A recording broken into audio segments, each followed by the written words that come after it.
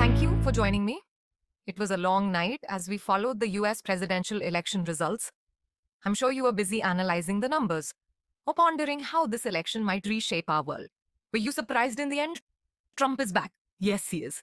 For me, Trump's return signals the dawn of a new world order. But before we dive into the implications, let's pause to note an interesting pattern. Just as in India, the exit polls in the US missed the mark once again. Predictably, the media has taken a credibility hit. And it's worth mentioning that the US is in many ways the birthplace of what we in India refer to as Godi media. Like eager students in a classroom, India has picked up some of the less desirable media practices faster than the beneficial ones. With upcoming state elections in India, exit polls will soon dominate discussions, influencing markets, news, and narratives. But here's a valuable takeaway from the US election. It's wise not to accept exit polls at face value. You are listening to an Expert X presentation. Returning to the US, Donald Trump is once again president, marking only the second time in over 250 years that a former president has reclaimed office. Donald Trump's return comes at a time of global polarization, and his bold, often unconventional foreign policies will now face new and urgent challenges, particularly concerning the two wars currently affecting global peace and stability. So let's focus on Trump's assertive stance on NATO, Ukraine, and Israel, and what these may mean for America's role on the world stage. Trump's promise to swiftly end the Ukraine conflict through direct negotiations with Russia, paired with his unwavering support for Israel amid the escalating Gaza crisis, signals a departure from multilateral diplomacy toward a transactional, America-first approach. This shift is likely to test traditional US alliances, including the long-standing bond with Israel, and could have far-reaching effects on global stability. The specter of a third world war looms as America's leverage to mediate and enforce peace, which appears to be diminishing under pressure from both internal politics and an increasingly nodal global landscape. By nodal, I mean nations like China, India, Japan, and others are asserting themselves regionally, creating a world where influence is no longer centralized. Hence, in this environment, America's power to broker peace is under significant strain. If you see, today's conflicts are resistant to resolution, as evidenced by a growing reluctance among leaders to compromise. We're witnessing a web of interlocking regional and global rivalries, with the US and other traditional powers increasingly challenged by emerging players like India.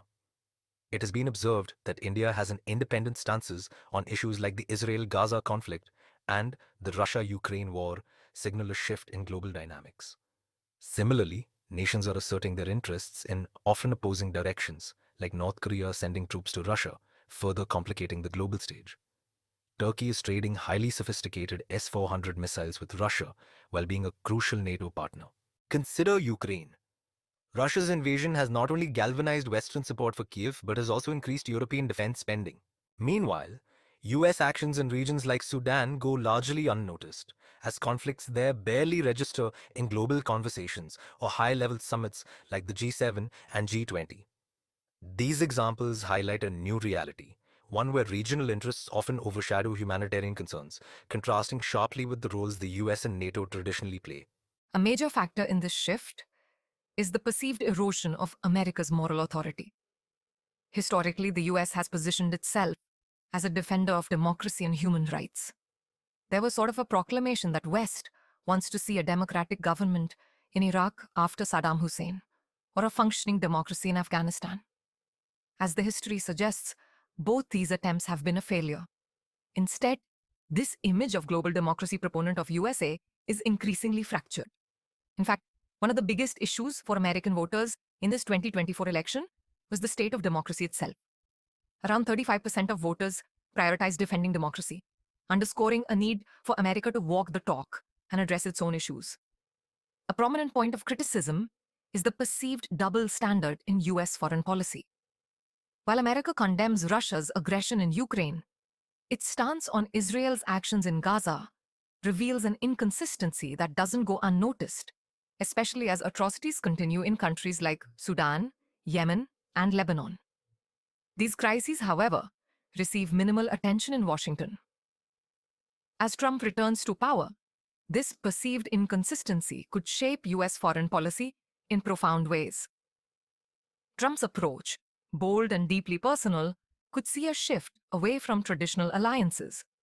He calls himself a peacemaker, but hints that Washington's international cooperation will be transactional. This means his strong support for Israel's security policy, exemplified by his message to Netanyahu, "Do what you have to do," that could signal a more permissive US stance on Israeli actions in the region. Additionally, Trump's desire to expand the Abraham Accords, while sidelining Palestinian concerns, may exacerbate tensions in the Middle East. In the Israel-Gaza conflict, Trump's position remains ambiguous. Although he claims he wants to resolve the crisis, his decision during his first term to move the US embassy to Jerusalem, endorsing Israel's claim to the city, contradicted Palestinian aspirations as they view East Jerusalem as the capital of their future state. Trump's administration also stopped labeling Israeli settlements in the West Bank as illegal, effectively endorsing Israeli expansionism. This inconsistency in policy is not limited to the Middle East. It extends to NATO as well. Trump's preference for a transactional business-like foreign policy approach toward NATO could undermine the alliance's stability. Taken together, Trump's foreign policy stances present a complex landscape. While he advocates for negotiation in Ukraine and North Korea, his stance on the Middle East suggests a confrontational approach, particularly toward Iran and the Palestinian territories.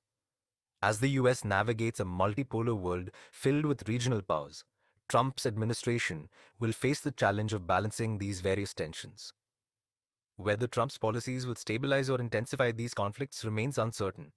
One thing is clear, however. He will need to act as both peacemaker and pacifist.